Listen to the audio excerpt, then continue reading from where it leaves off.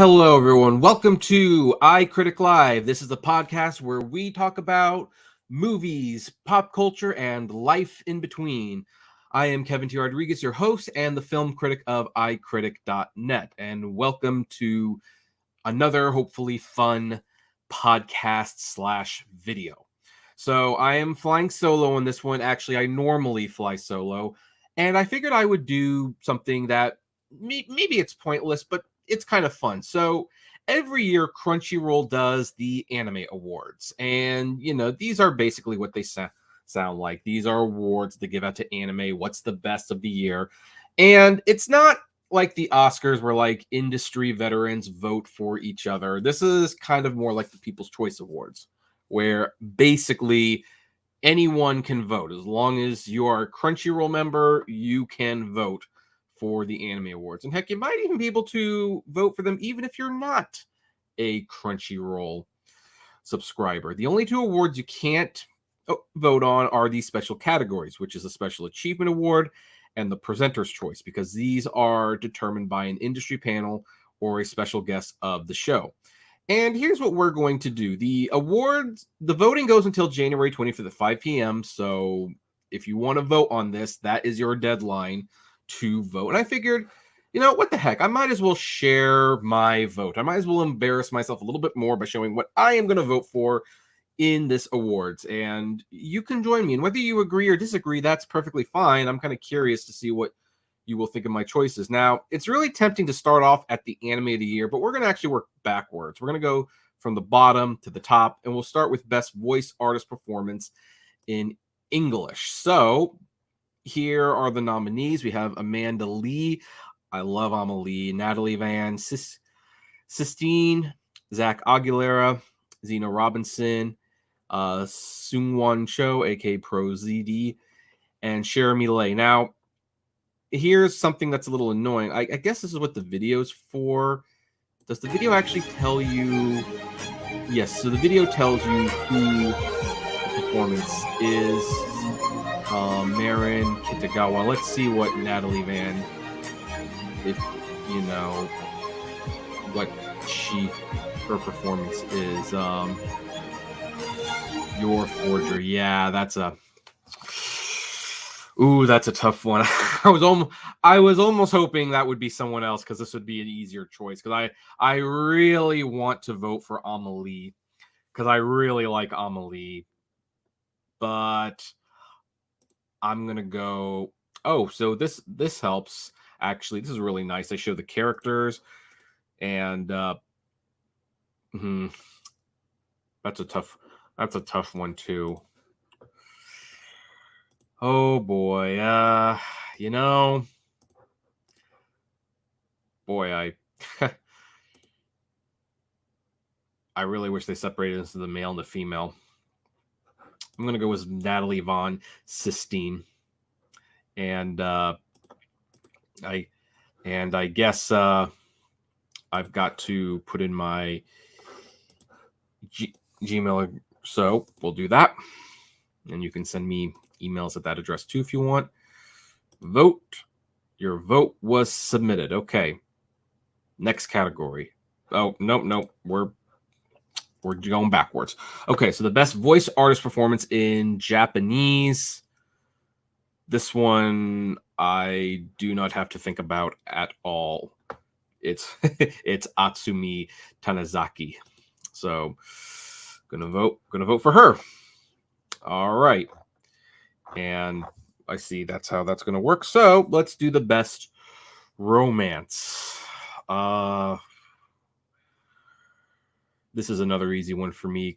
Komi Can't Communicate. That's an easy one for me. I really like Komi Can't Communicate. Now let's do the Best Fantasy. This one's a tough one. This one's a really tough one to do.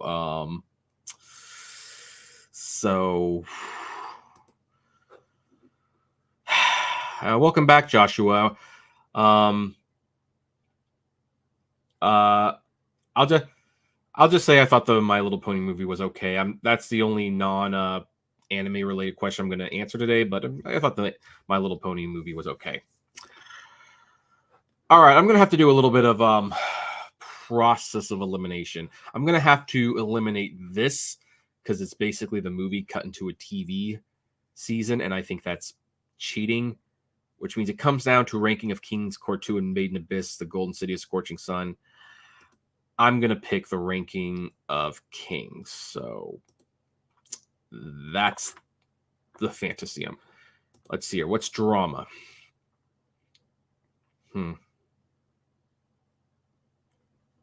So you see, this is interesting because the one that I guess I'm picking this one because this was pretty close to getting my vote on the last one. Now that it's the only one here, I guess I'm going to pick Made in Abyss. Comedy. I don't know if I would consider Spy Family a comedy. I'm going to go with, that's interesting. Kotaro Lives Alone is nominated in both comedy and drama. I think there should be some rules that say, like, when it comes to a genre, you have to stick to one. Because it does qualify as a comedy, and I'm going to vote for it in that case, but I don't know. It shouldn't have been in drama, that's for sure. Let's do the best action series.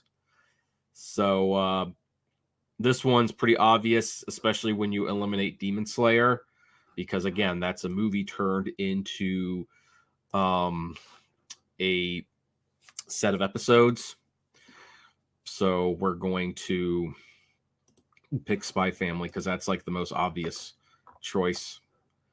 Must protect all cost characters. Haha. Oh, that's funny. I'm gonna pick Kage. I think that's of course I'm gonna pick Kage. He will definitely do everything to protect the king in that. Best supporting character. So this is the characters. Now here's the interesting thing. There's two nominations here for Spy Family: Anya Forger and Your Forger. Here's the thing. I don't consider Your a supporting character. I don't consider Anya a supporting character either. I consider both of those to be main characters. So maybe this is a funny way of doing it. I'm going with Kage because he actually is a supporting character, unlike these two, which are leads.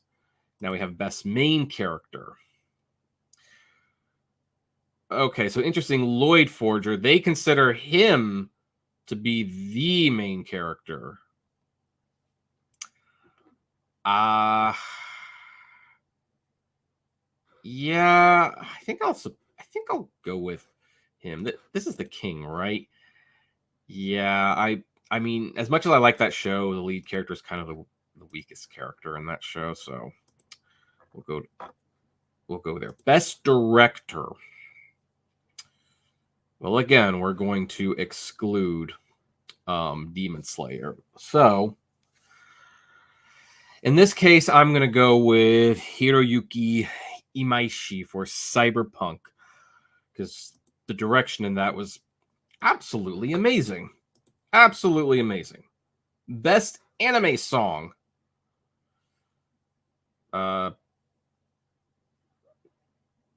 See, this is another tough one. There's like 3 here I want to pick. And really, none of these are bad choices.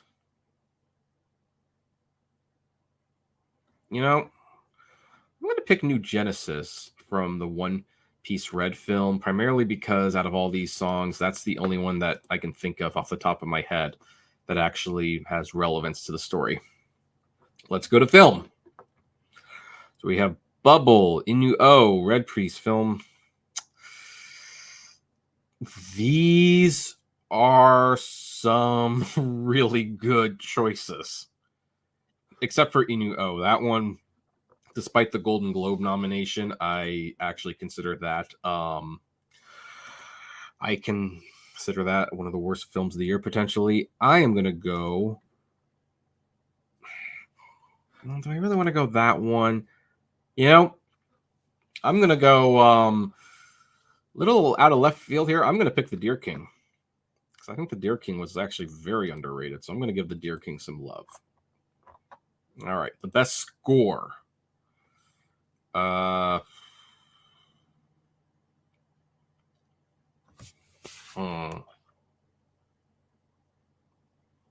the one that I should be voting for is Demon Slayer, but I've kind of been disqualifying it because it's, again, movie turned into a season of a TV show. I think that's cheating. So since I'm kind of disqualifying that one in my mind, let's go with Cyberpunk Edge Runners. I think that's like the most logical follow-up, even though I really kind of wanted to do that one. Best ending sequence. Okay, so the ending sequence, that's like the end. That one's easy. That one's easy. Spy Family. Like, just best opening sequence. This might be a little bit tougher. Yeah, I'm going to give that one to Cyberpunk. Just makes sense. Best continuing series. All right. Now, this is the one area where I do not mind voting for Demon Slayer because it is the best continuing series at the moment. So we're gonna vote for Demon Slayer. Attack on Titan's a pretty close second, though. Best new series.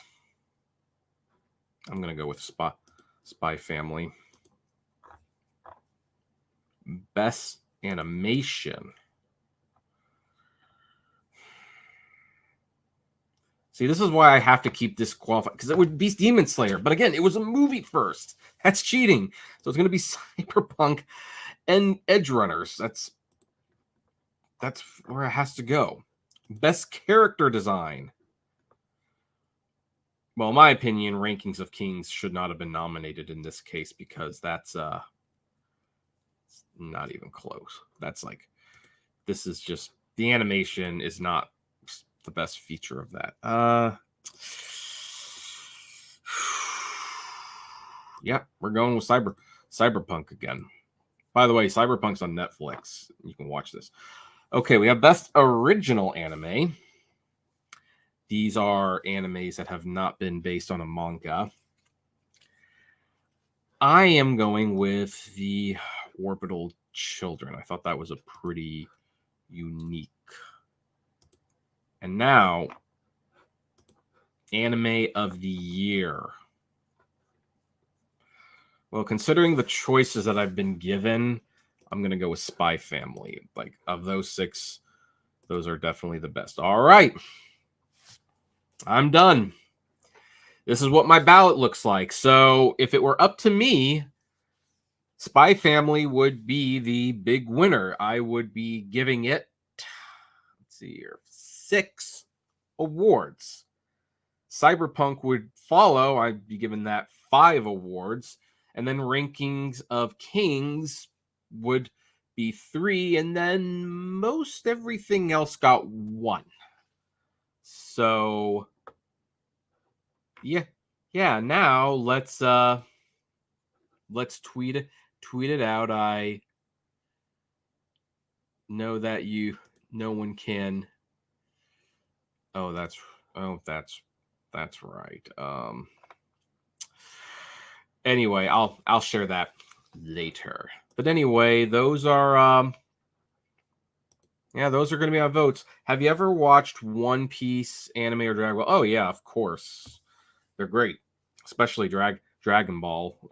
Dragon Ball has been around for a long time. Definitely a favorite of mine, and I really like One Piece too. Although it's been on so long, I'm kind of at the point where I'm like, I almost want it to be over. So, you have not seen the animes? Well, good chance to check them out. I think the vast majority of them are on Crunchyroll, but some of them, like the Cyberpunk, is on Netflix. As for my DreamWorks ranking, I'll probably do that next week sometime. I don't know exactly when, but it'll be next week sometime. All right, well, that's pretty much the end of that. So now everyone knows how I voted at the very least. I'd be curious to know what you would all vote for it in Do you agree with my votes? Are you going to do something different? Would love to know. Comment below, like, favorite, share, subscribe. And as always, flame responsibly. Have a good one.